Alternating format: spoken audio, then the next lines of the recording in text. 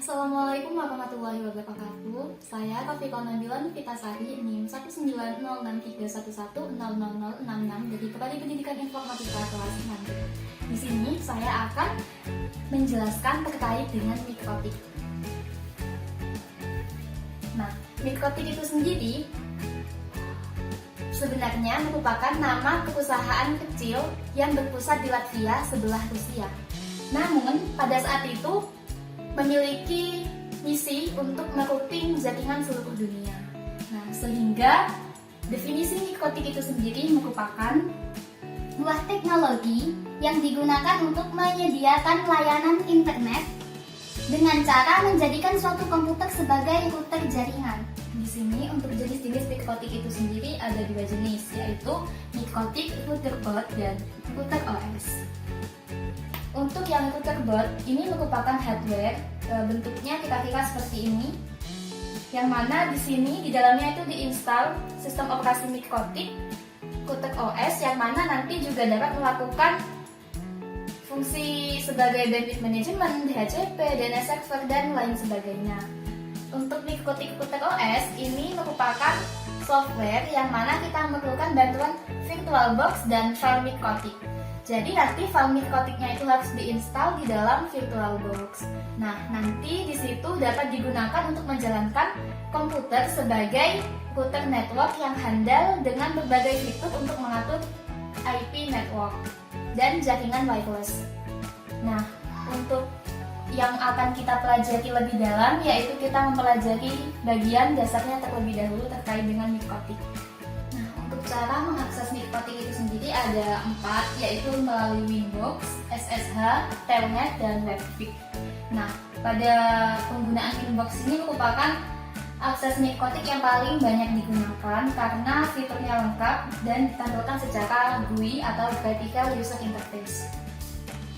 Untuk yang di sini Winbox ini dapat terhubung dengan mikrotik melalui MAC address yang ada di mikrotik itu sendiri.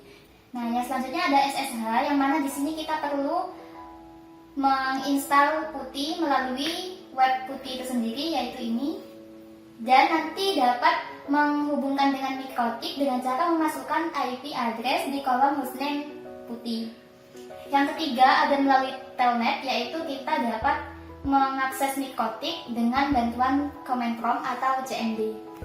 Dan yang terakhir di sini melalui Webfig, yang mana kita dapat mengakses mikrotik melalui web browser dengan port 80, yang di sini memiliki syarat PC kita atau laptop kita harus memiliki network yang sama dengan mikrotik kita.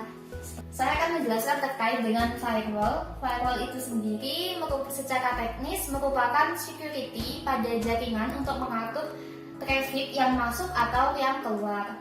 Cara penggunaan, firewall itu sendiri berada di tengah-tengah antara jaringan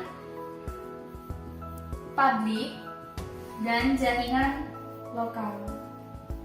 Nah, di sini saya ibaratkan yang jaringan lokal itu PC kita yang akan menghubungkan ke jaringan publik atau terhubung dengan internet.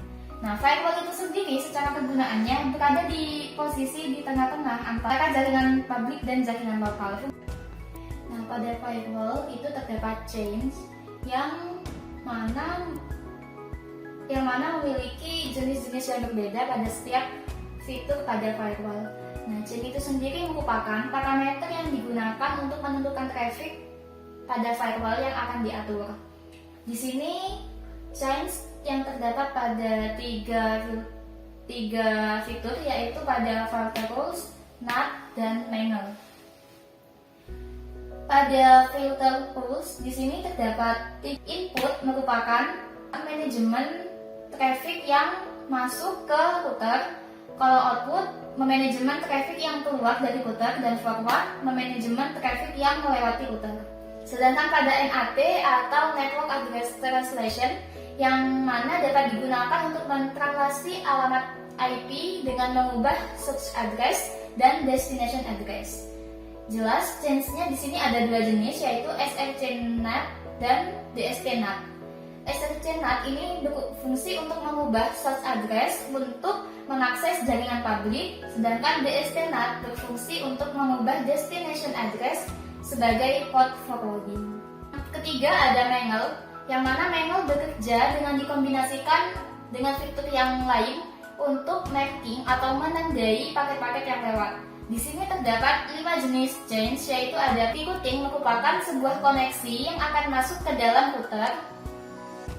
Sedangkan Mangle input merupakan menandai paket yang akan masuk pada router. Mangle output menandai paket yang akan keluar dari router. Mangle forward merupakan kita dapat menandai paket yang melewati router. Routing merupakan koneksi yang akan keluar dari router, baik untuk traffic yang melewati ataupun yang keluar dari router. Sekian yang dapat saya sampaikan terkait dengan Mikrotik. Mohon maaf apabila ada kesalahan. Terima kasih. Wassalamualaikum warahmatullahi wabarakatuh.